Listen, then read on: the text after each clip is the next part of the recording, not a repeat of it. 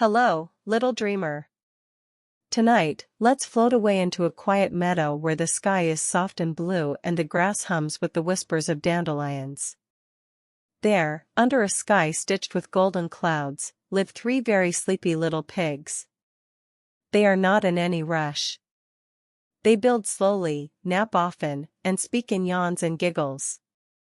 This is their story, not a tale of huffing or puffing or frightful wolves, but of building cozy homes, sipping warm tea, and finding peace under the stars.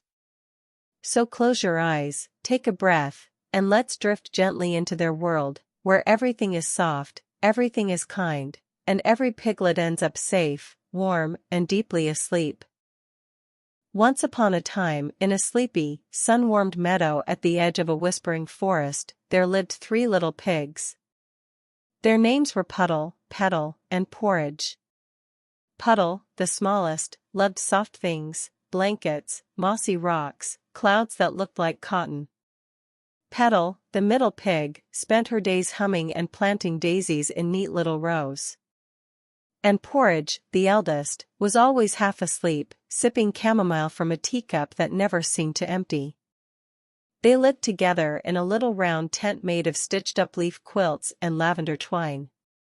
But one day, as the wind grew cooler and the sunsets grew sleepier, they decided.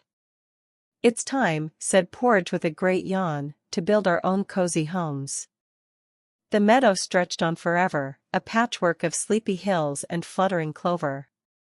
The pigs hugged one another gently and waddled off in three directions, each to find their perfect sleepy place to build a home of their own. Puddle wandered to a clearing filled with cattails and fuzzy reeds. The wind here sang like lullabies, and the air smelled of warm pond water and soft mud. "I'll build my house right here," Puddle said, already half-napping in the sunshine. He gathered soft straw, light and golden like sunrays, and piled it gently into a round, fluffy nest. It wasn't much of a house, really. More like a cuddle made of hay. But it was perfect for dozing. Petal found her place near a lilac grove. Bees buzzed gently, and petals floated down like snow. She chose sticks, sturdy, straight, and smooth to the touch. With quiet focus, she built a house that creaked softly in the breeze. Not too tall. Not too square. Just right for quiet thinking, flour pressing, and warm mugs of milk. And Porridge, slowest of them all, took his time. He wandered far, listening to the hush of the forest. Finally, he found a hill where the stars peeked down early. There, he gathered stones, cool, round ones that felt ancient and calm. His house took time, but every stone was set with care. It looked like an old nap wrapped in ivy. As the sun dipped low, the sky turning from gold to lavender, the three little pigs each lit a lantern at their door. Their homes glowed softly in the quiet, like sleepy stars fallen to earth. And just like that, each piglet sighed, stretched, and settled into their new home. The meadow grew still. And sleep rolled in on tiptoe feet. The days passed slowly in the sleepy meadow. Morning came in with misty yawns and the soft rustle of dragonfly wings.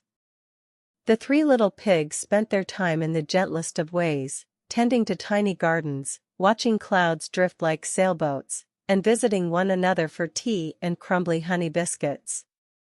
One drowsy afternoon, Puddle heard something in the reeds. Not a scary sound, not loud or sharp, just a quiet, curious woof and a soft snort. He peeked through the straw of his cozy nest and saw a nose. A furry, twitching nose. It was not a bad nose, just unfamiliar. "Hello?" Puddle asked politely, his voice muffled through the hay. A small, silvery wolf pup looked up with sleepy eyes. "Oh. I didn't mean to bother you," he said, yawning. "I'm just looking for a quiet place to nap." Puddle blinked. "You can nap here. Just don't sneeze. The straw likes to tickle."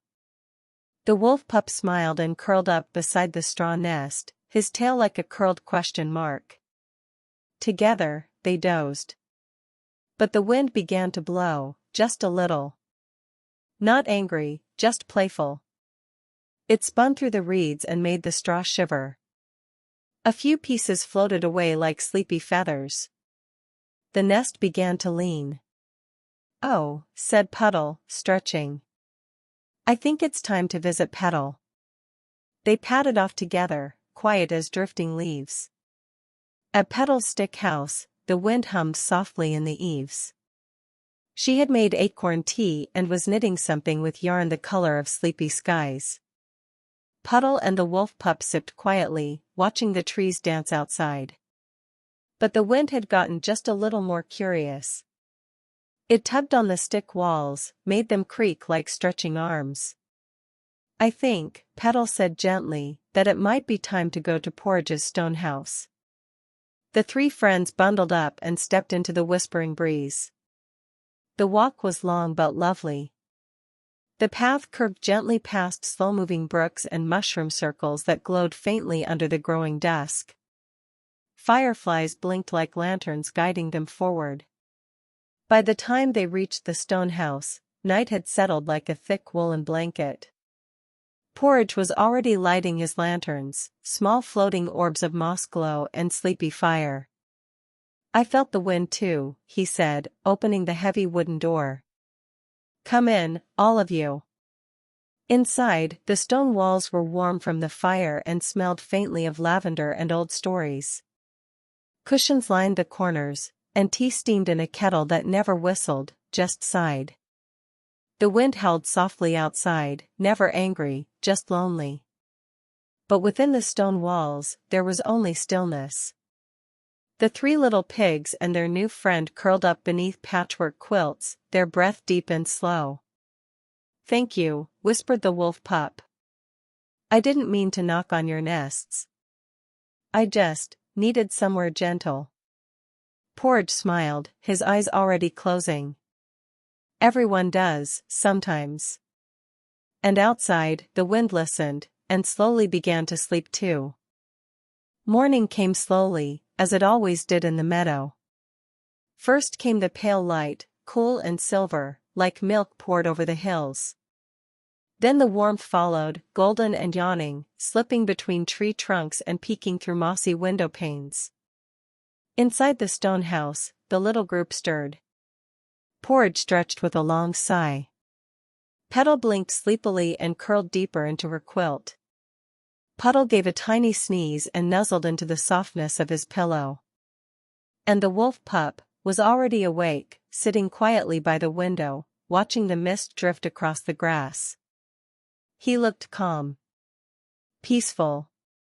But maybe a little lonely. "Have you always wandered?" Puddle asked, his voice still thick with dreams. The wolf pup nodded slowly. "I used to live on the far side of the forest. But my family is scattered now. Some wandered off. Others just drifted away. I've been looking for a new place to belong. Somewhere I'm not too loud, too much." Petal sat up and stretched her hooves.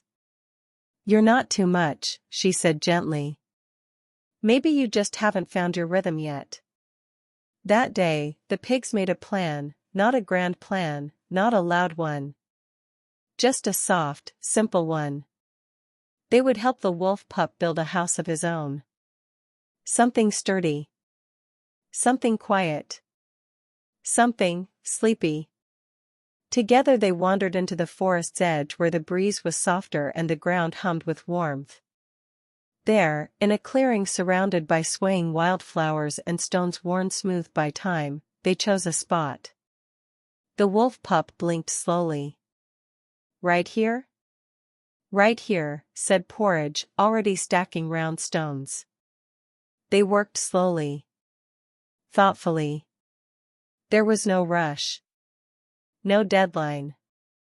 They gathered soft moss for the walls, pieces of driftwood from the stream, even tufts of cloud-like seed fluff for the windowsills. They didn't speak much. just moved together in a gentle rhythm, like leaves in a lazy stream.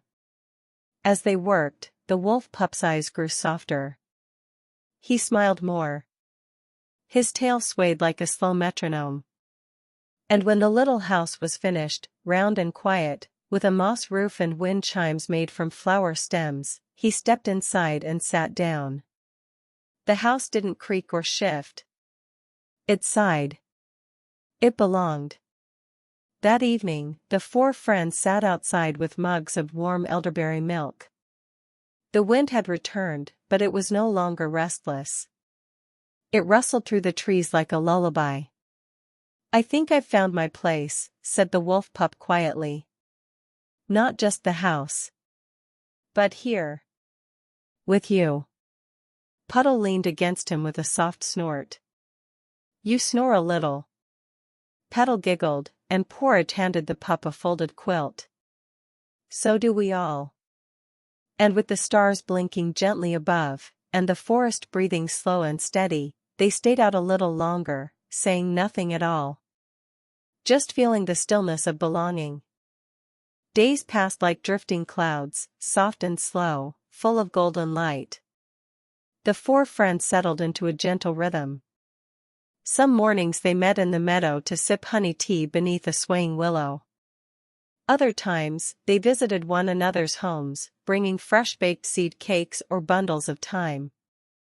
But most often, they simply were, content, quiet, and peaceful in one another's presence. One morning, a fine mist clung to the ground, curling around their hooves and paws like a friendly ghost.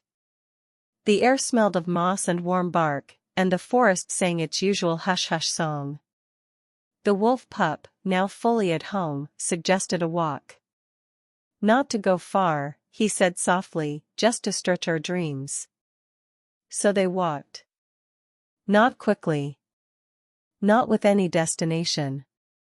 Just through the woods they knew so well now, where the trees leaned in like sleepy storytellers and the stones remembered every footstep. They passed Puddle's old straw nest, now flattened gently by wind and time. A few strands still sparkled with dew. It was so soft, Puddle whispered, almost proudly. Next came Petal's stick house, which had begun to lean, hugged by vines and fragrant blossoms. Bees floated lazily through the air. "It always smelled like lilac," she said with a sigh, pressing a petal into her notebook. Then, in the distance, they saw the little stone house. Porridge's first home. It still stood, quiet and sure. The lanterns at its doorway had long since gone out, but their glass glinted in the light, catching the color of the sky. The four friends sat beside it for a while. No one spoke. And then Porridge said, "Maybe, it's time we made a home together. Not just one house for one friend, but a house for all of them. A shared place, big enough for every yawn, every story, every sigh and song. A home where the windows glowed like gentle moons, and no one ever felt like too much." So they began again, slowly, sweetly. They built with stone and stick and straw. They lined the floors with quilts. Hung dried lavender from the ceiling. Carved a little library nook into the wall. Left a spot for flower pressing. Dug a cozy hollow just right for a wolf pup's dreaming paws. It was a house stitched from friendship and softened by time. And when it was finished, they didn't celebrate. They didn't cheer. They just stepped inside, one by one, and exhaled. Now, if you walk past that meadow in the quietest part of the night, you might see it. A small, round house glowing like a fallen star. Wind chimes swaying in time with the trees. Inside, four friends nestled together, breathing in a slow, steady rhythm. And the wind? It drifts over their roof like a blanket, humming lullabies to the chimney, resting its restless wings. The straw remembers softness. The sticks remember laughter. The stone remembers stillness. And you can remember this too. That a house built gently, with kindness and care, will always hold you. So sleep now, little dreamer. Let your own house grow quiet, let the stars whisper you home. You're safe. You're warm. You're loved. And morning is still so far away. Good night.